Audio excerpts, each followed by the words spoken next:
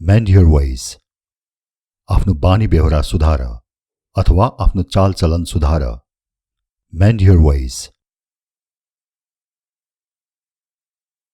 Don't doubt me. मलाई शंका नगर. Don't doubt me. Don't lose your patience. आफ्नो धैर्य नगुमाऊ अथवा आफ्नो सहनशीलता नगुमाऊ. Don't lose your patience. Don't lose your temper. आवेशमा नआऊ. Don't lose your temper. Don't shout at me. मलाई नकराऊ. Shout भनेको कराउनु. Shout at भनेको चाहिँ गाली गर्नु वा गाली गर्दै कराउनु. अनि shout to भनेको चाहिँ ठूलो स्वरले अथवा सुन्ने गरी बोलाउनु. Don't shout at me. तपाई हेरिरहनु भएको छ Hamro English Guru YouTube channel. यो हो तपाईको अंग्रेजी सिक्ने ठाउँ. You're watching Hamro English Guru YouTube channel. This is your place to learn English. यो च्यानलमा आएर दैनिक कम से कम एउटा भिडियो हेर्नुस् र अंग्रेजीलाई आफ्नो वशमा ल्याउनुस्. We shouted to them from a distance. हामीले उनीहरूलाई टाढैबाट बोलायौं अर्थात् टाढैबाट कराएर बोलायौं. We shouted to them from a distance. It was too late. ढिलो भइसकेको थियो अथवा समय बितिसकेको थियो. It was too late.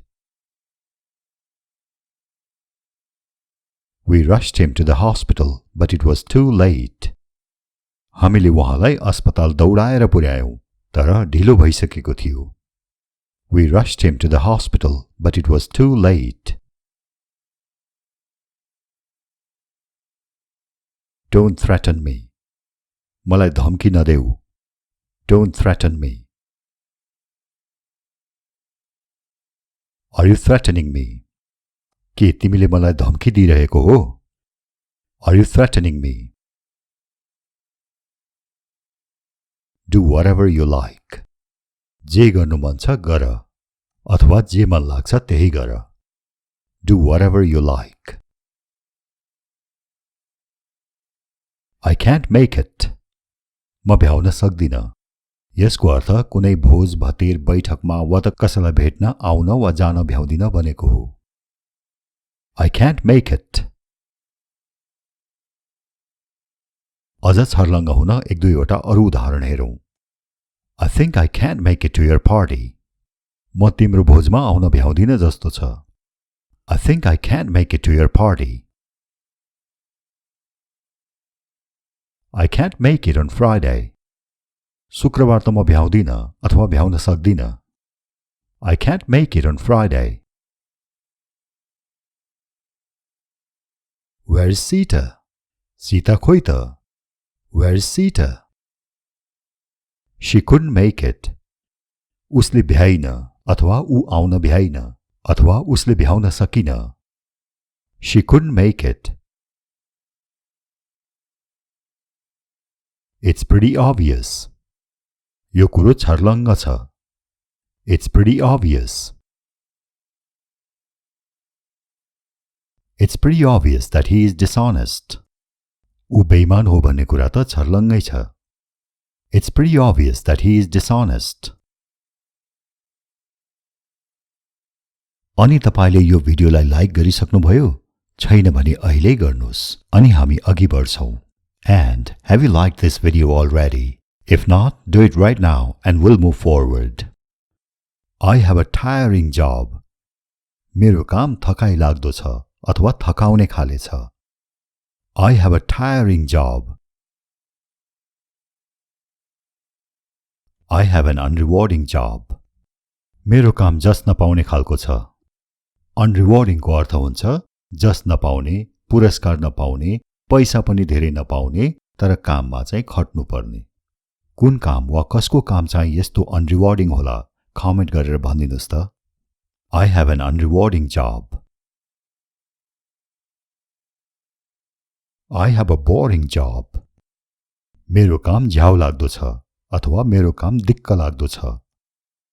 I have a boring job. I have an interesting job. मेरो काम चाखलाग्दो छ अथवा मेरो काम रमाइलो छ.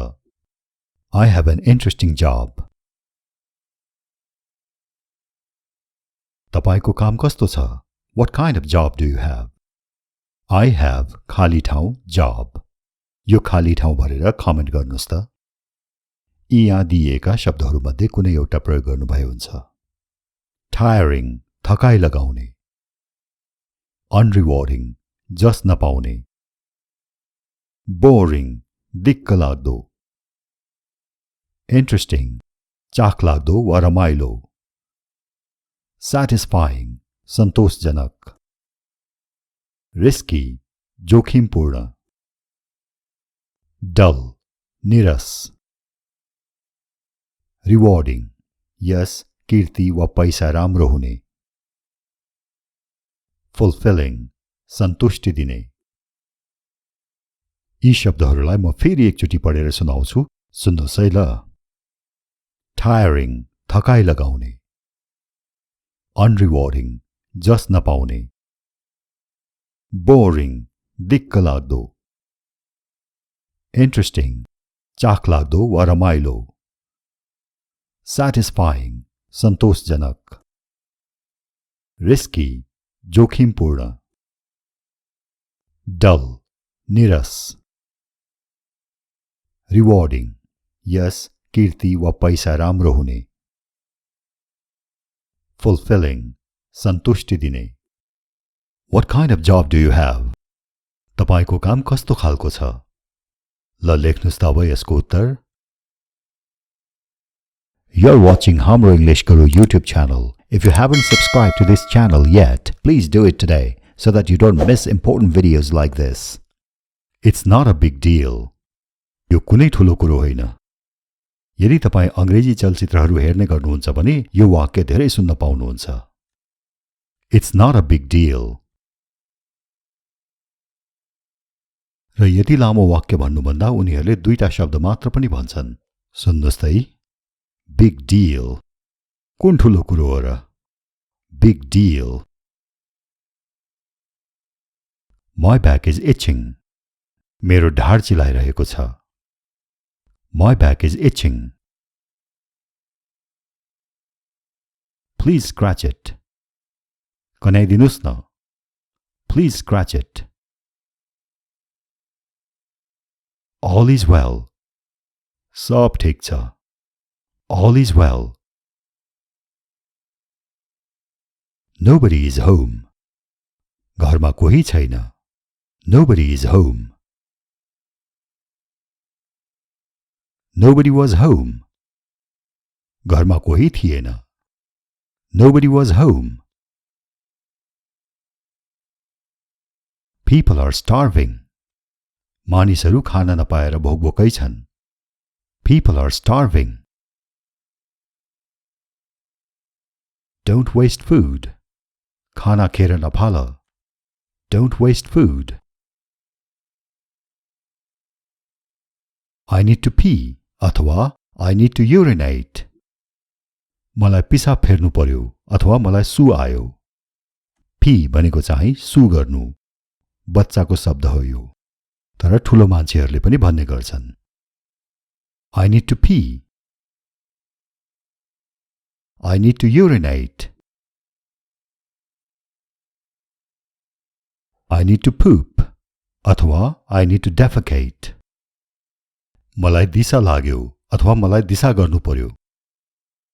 Poop भनेको आची वा आची गर्नु.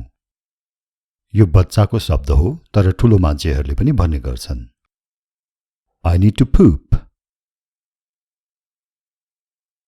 I need to defecate. Who farted? Go to the toilet. अथवा go to the bathroom. कसले पाल्यो? शौचालय जाऊ. यो टोयलेट शब्द ब्रिटिशहरूले प्रयोग गर्छन्. अमेरिकनहरूले चाहिँ प्राय बाथरूम भन्छन्. Who farted? Go to the toilet. Who farted? Go to the bathroom. Turn on the lights. बत्ती बाल त. Turn on the lights. Turn off the TV. TV निभाऊ. Turn off the TV. Turn up the fan. पंखाको गति बढाऊ. Turn up the fan. Turn down the TV. TV को आवाज सानो पार. Turn down the TV.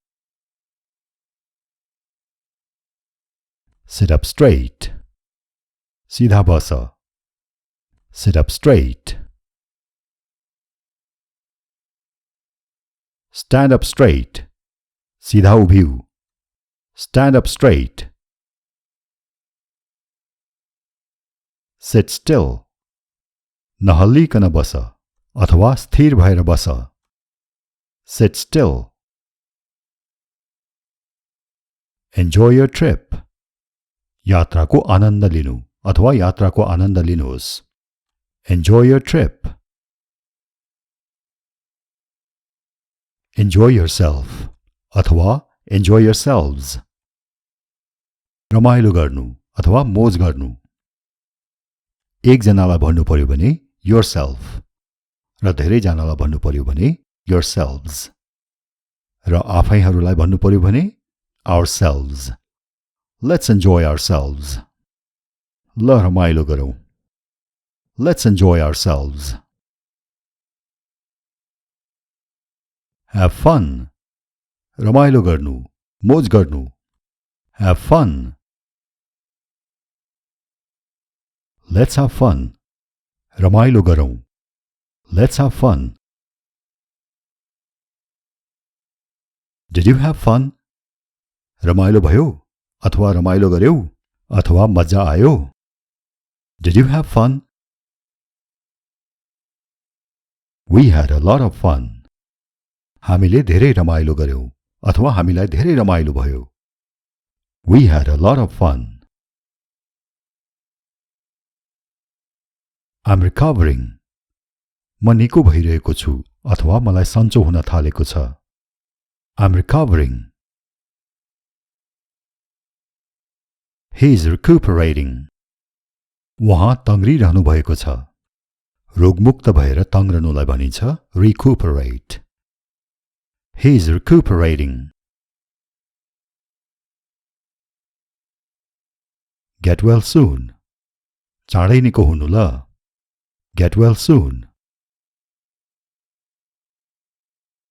I hope you get well soon. म आशा गर्छु कि तपाईं चाँडै निको हुनुहुनेछ. I hope you get well soon. Say it again. फेरि भन त. Say it again.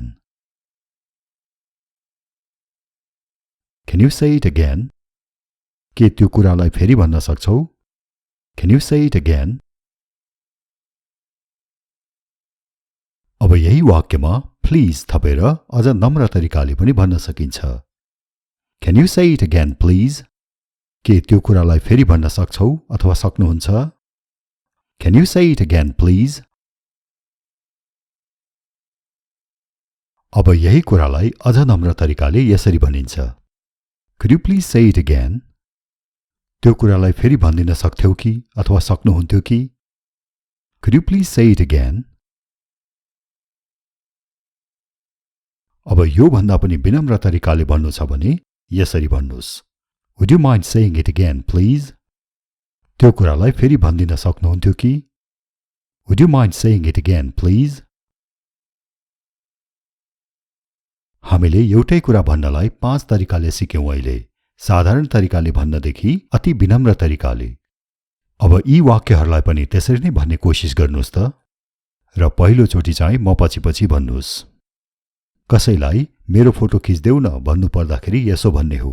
चिनजानको मान्छेलाई साधारण तरिकाले अराउनु पर्यो भने पहिलो वाक्य भन्ने हो. दोस्रो वाक्य अलि विनम्र छ. हुँदै हुँदै अन्तिमको वाक्य निकै विनम्र छ. ल भन्ने अभ्यास गरौँ त. Take my picture. Take my picture. Can you take my picture? Can you take my picture? Can you please take my picture?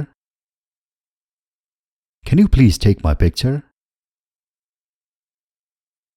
Could you please take my picture? Could you please take my picture? Would you mind taking my picture? Would you mind taking my picture? Try your luck. आफ्नो भाग्य आजमाउनुहोस्. Try your luck. Let's try our luck. हाम्रो भाग्य आजमाई हेरौँ न. Let's try our luck. I just got lucky. मलाई भाग्यले साथ दियो.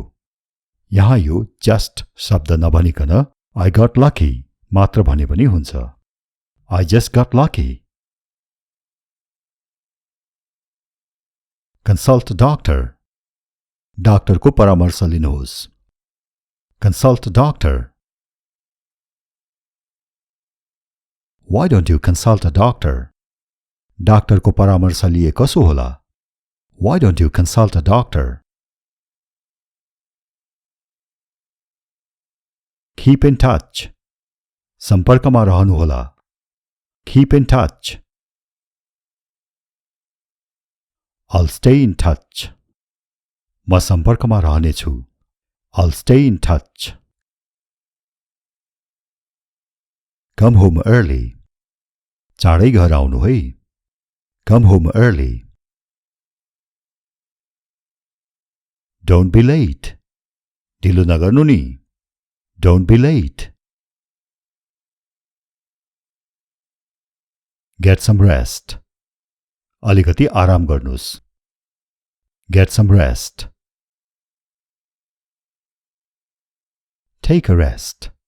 यसको अर्थ पनि उही हो. अलिकति आराम गर्नुस्. Take a rest. Can you spare some time? केही समय दिन सक्नुहुन्छ?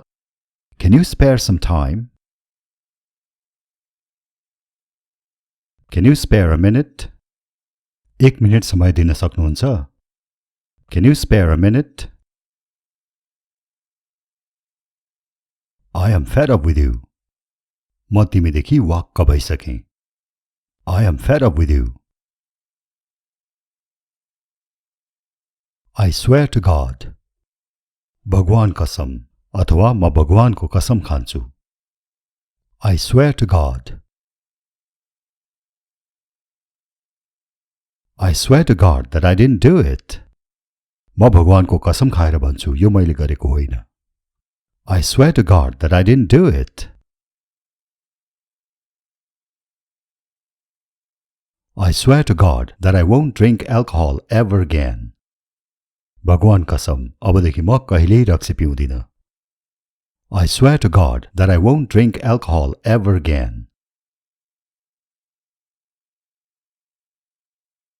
रक्सी नपिए पनि यो भिडियोलाई लाइक र शेयर चाहिँ गर्नुहोस् है. Have a good day. शुभ दिन.